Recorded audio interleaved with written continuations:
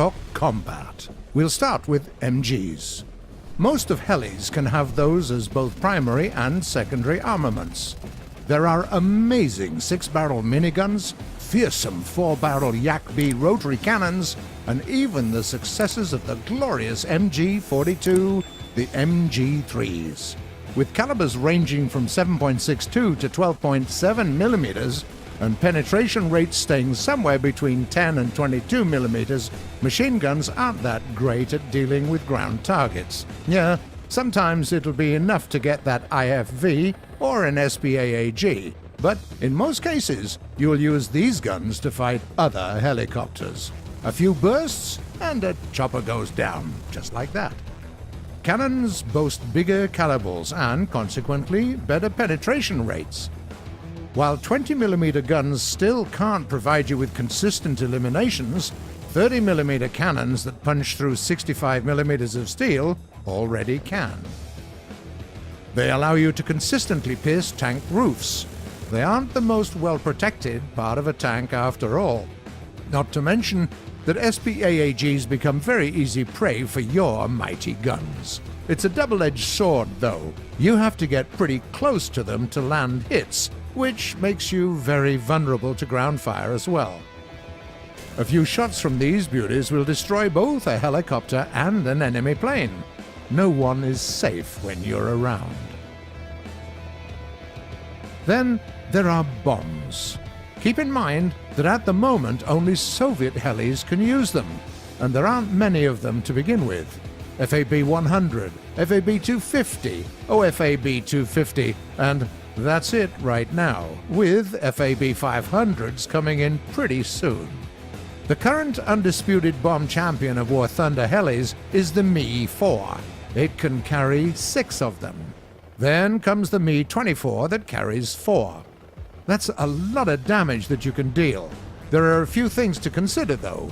First, helis don't get those fancy bomb sights, which means that you won't be able to hit your targets from high altitudes. Second, it's quite easy to be caught in a blast when you're flying low, so consider having at least 1 second delay on your bombs.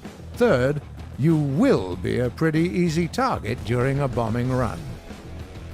Now for the main course, the self-propelled munitions known as rockets and missiles. The former are usually carried in containers and launched in volleys. Missiles, on the other hand, are basically AGTMs we all know and love. You fire them one at a time, but you have the control over their flight path. These two types of self-propelled munitions have their own quirks. For instance, most unguided rockets, with the exception of maybe the S-24, don't have much explosive matter in them, from 300 grams to 1 kilogram at most. Most of them have heat warheads, which means that in many cases it won't be enough just to penetrate enemy armor. You also have to hit something valuable with the jet, so you might need to score several hits to eliminate a target. ATGMs aren't perfect either. Their flight speed is notoriously low, and while you guide a missile, you can become easy prey to enemy attacks. Okay, that's it for weapons. Let's speak tactics. To start with, let's outline our strengths and weaknesses. We produce a lot of noise, aren't that fast, and as a general rule don't have much armor. On the flip side, helis are very maneuverable, carry powerful weaponry, and are capable of capturing zones. The first thing to consider is what armaments to pick. Our capabilities depend on that. Just remember that on most choppers you get access to ATGMs only after you score a few points, so your starting options will most likely consist of MGs, cannons, bombs, and rockets. The first two are pretty straightforward. You spawn in, spot an enemy helicopter, and destroy it. If you know where the enemy light vehicles are, you can try wrecking them as well. There are a few viable strategies here. The first is to stay really low and in the back of things, engaging enemy choppers and ground vehicles from the rear. The second is somewhat simpler. You get a bit higher than enemy helis, and then bring them down when they try to fly by. Just be wary of enemy planes. There won't be much pressure the first few minutes of the match, but then watch your back and cling to the ground. We've discussed bombs already, so let's jump straight to rockets. Don't forget that they aren't built for precision and in most cases have heat warheads. Stay at between 100 and 200 meters. That's the optimal height for you. Find yourself a good position, choose a target, or a group of targets for that matter. Go in for the elimination and then swerve the hell out of there. The retaliation fire is no joke.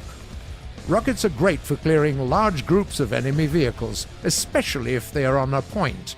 It makes it hard to miss, and you also get bigger rewards. Just remember about your penetration rates and try to hit their roofs and sides. Unguided rockets can be employed at higher altitudes as well. Get to between 600 and 800 meters and then go for a dive. Aim for the roofs. There isn't much armor there and you'll be able to destroy an enemy with only a couple of hits. When it comes to the use of ATGMs, combat awareness is king.